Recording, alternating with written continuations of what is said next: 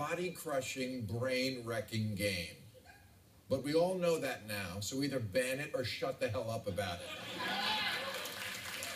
And I say that as someone who is not callous to the suffering. When I see a receiver go over the middle and get hammered, I always think, one, I hope that didn't cause permanent damage, and two, did he get enough for the first down? Because we needed that play. Oh, he didn't even hold on? Fuck, what are we paying you for? Now, about a month ago, Hollywood released a movie about the evils of violence in football. Concussion, it was called, starring Will Smith. And it tanked, possibly because Americans retain a strong libertarian streak. And when it comes to the game we're all going to watch this Sunday, their view is, let's make it a day to enjoy one national pastime, football, and set aside our other national pastime, which is telling strangers how to live their lives. You know, I'd feel bad about the violence if the reason I watched the game was to see injuries, you know, like NASCAR. But that's not the reason. I watch it because it's a great game, and an unfortunate side effect is young men smashing into each other like demolition derby cars full of meat. And loving it. Yes, they do seem to be loving it. Alpha males have been fighting alpha males ever since the first Greek teenager told his friend, let's take our clothes off and wrestle, it won't be gay at all.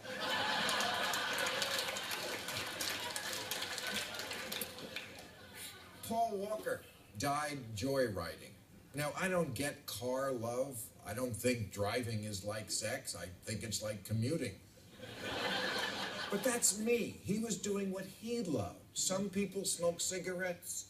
Some ski too fast. Some date Chris Brown.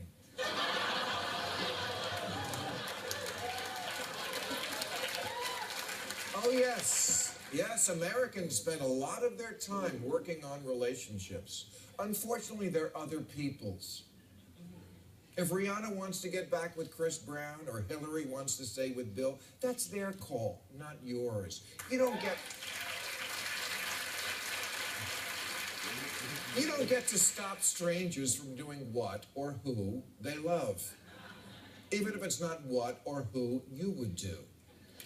Just days after David Bowie's recent death, someone dug up an old interview with a retired groupie named Lori Maddox, where she said she lost her virginity to Bowie when she was 15 in a hotel suite on hash and champagne, which in 1972 was considered part of a complete breakfast.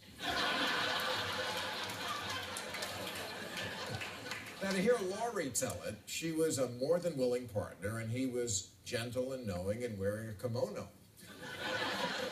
Which is not a bad way to lose your virginity, considering most deflowerings involve Michelob, a van, and crying.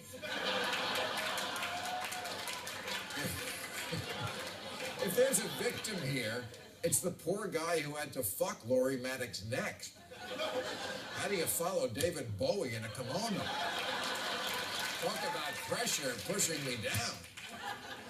But according to the internet, social justice warriors, this was horrible, and Lori would be better off today if she'd lost her virginity to a loser named Dan from Algebra 2 class. Sure, Lori says she loved it, and still loves it, and has never regretted it for a second, but she's wrong, because she's only asking herself. She should be asking a blogger or a women's collective in Winnipeg, because they know better than Lori how Lori should feel. You know, I thought we'd all come to accept this mantra, live in the moment. But sometimes when you're young and in the moment includes recklessness. Who can say that when they were young and felt invincible, they didn't do stuff that compromised their health later on? I certainly did. And I pity the fool. In 1983, when we used to say that, who would have tried to take the Jack Daniels out of my hand? And can I say with certainty that there will be no consequences from a lifetime of pot smoking? No, I can't. But fortunately, I can treat them with medical marijuana.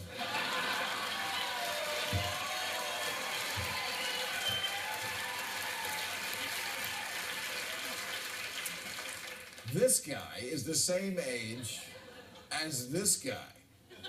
And yes, Newt will probably live a little longer, but there's a downside to that. He has to live longer as Newt Gingrich. Sammy Davis Jr. died at 64 because he lived a fast, fun, rat-packing life, and when he died, I remember saying, I would rather have 64 Sammy years than 100 Ken Starr years.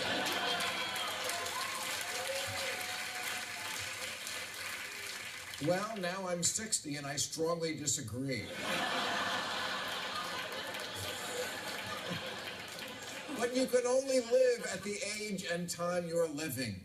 Just try telling a 20-year-old not to do something because how they'll feel about it at 50. Since forever, 20-year-olds have been saying, 50? The planet might not be here when I'm 50. And now, they kind of have a point. And by the way, I also lost my virginity at 50. And also to David Bowie.